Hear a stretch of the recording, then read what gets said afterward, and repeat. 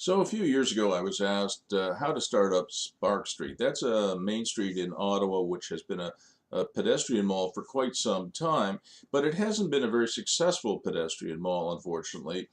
What has happened over the years is a lot of retail space has been vacant, and there's a question, how do you start up Spark Street? So I had 7 suggestions for the Business Improvement Association to consider.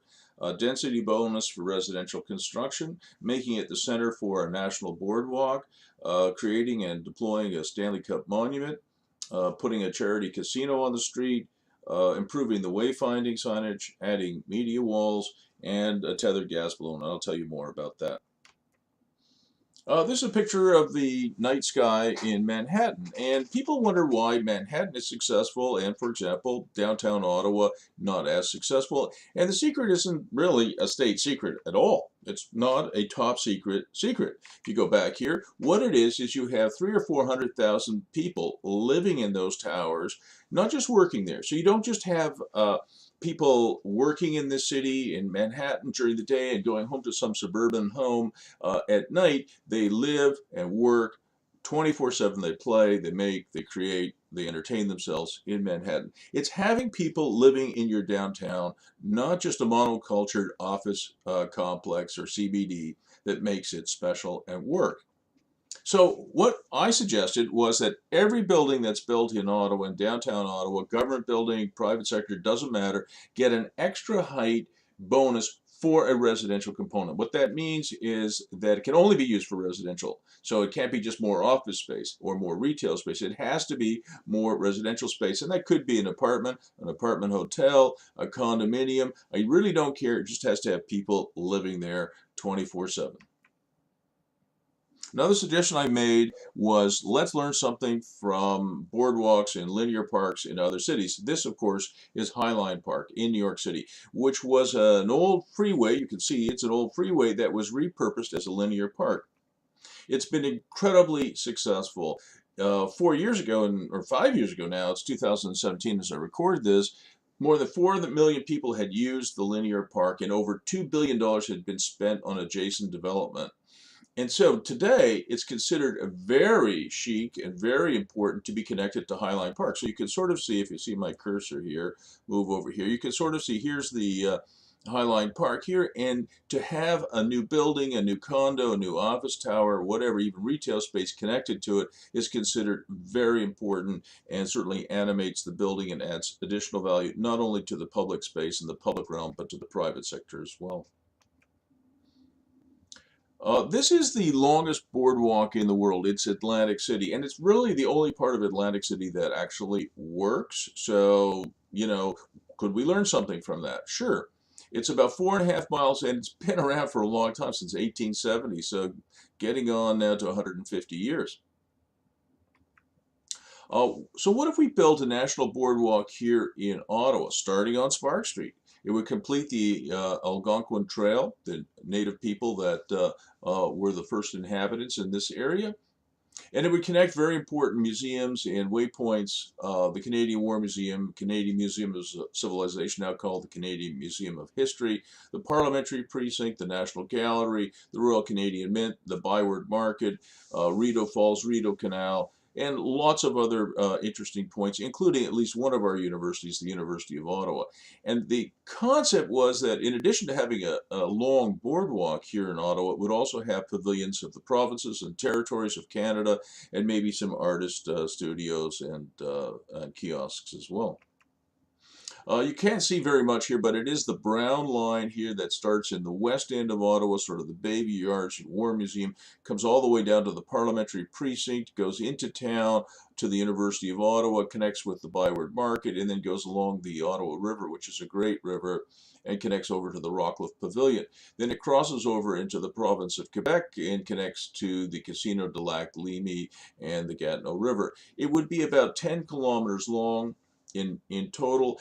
And even in the city where you are running the boardwalk along sidewalks and streets, etc., you would actually have a boardwalk. It would be a certain type of board and boardwalk, certain color, certain texture. And as soon as you put your feet on those boards, you would know that you have 10 kilometers to go.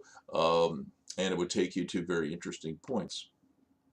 The city of Ottawa already has the longest skateway in the world here in Ottawa along the Rideau Canal. And it's a beautiful facility that makes winter in a cold northern shelf city like Ottawa a little bit more bearable. So we would end up with the longest boardwalk in the world, longer than Atlantic City, to go with our longest skateway, and it would be 10 kilometers. My original proposal was to build this for Canada 150, which is this year, 2017, but obviously that didn't go forward. Another thing that we're celebrating in 2017 is the gift of Lord Stanley of the Stanley Cup. That's the trophy that the NHL awards to the winning team every year. And this is what the original Stanley Cup looked like. And the idea would be to build a monument and possibly a museum in Ottawa to commemorate the gift of Lord Stanley and to inform the nation of the great history of the Cup and allow visitors to Canada to appreciate it as well. And it would also enhance the urban fabric of Ottawa to have a large monument of the Cup here in the nation's capital. And it would also be something that we would all have pride in, I'm sure.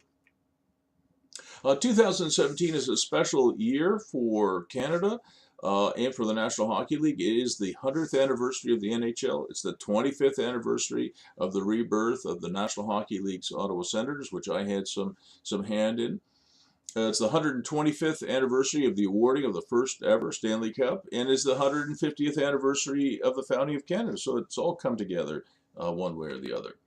There were different designs done for this. This is one artist concept of what it might look like. Here's another. This would be on Sparks Street. Here's another.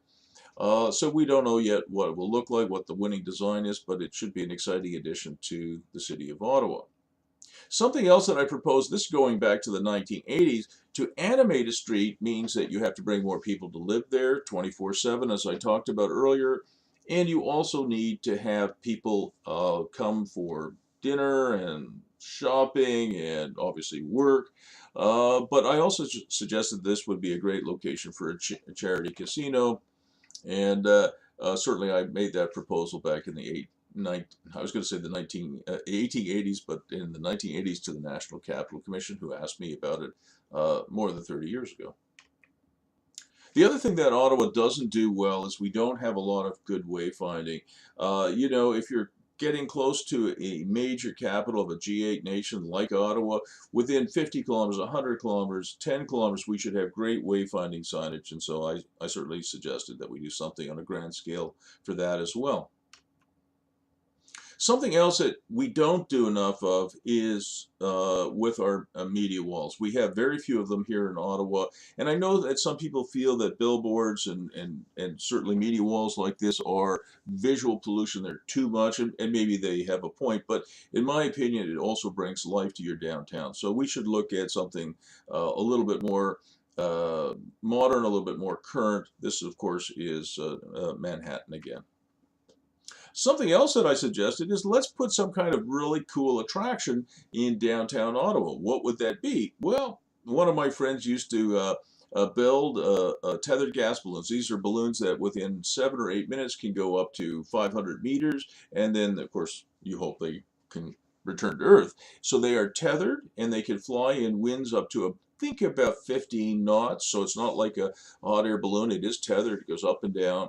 And and in fact, I think it was John Davidson who proposed putting both concepts together, the media wall together and a tethered gas balloon, actually tethered to the top of the building, which you can sort of see here. So the balloon actually comes out of the building and rises to 500 meters and comes back to Earth. It's kind of a poor man's CN Tower. This CN Tower, I think, cost over $1 billion to build. It's obviously an amazing, iconic structure in Toronto. Today, to build something like this would be in the billions of dollars, but a tethered gas balloon, something like this, would be in the few millions of dollars, and a media wall building would be a commercial success, I have no doubt. So those are some of the ideas that I proposed for starting up Spark Street. I love to do keynote speaking on how to animate your cities and towns and villages and how to make them sustainable. So if you're interested, you can always find me. I do some professional coaching as well, real estate, tech, business, and startup coaching.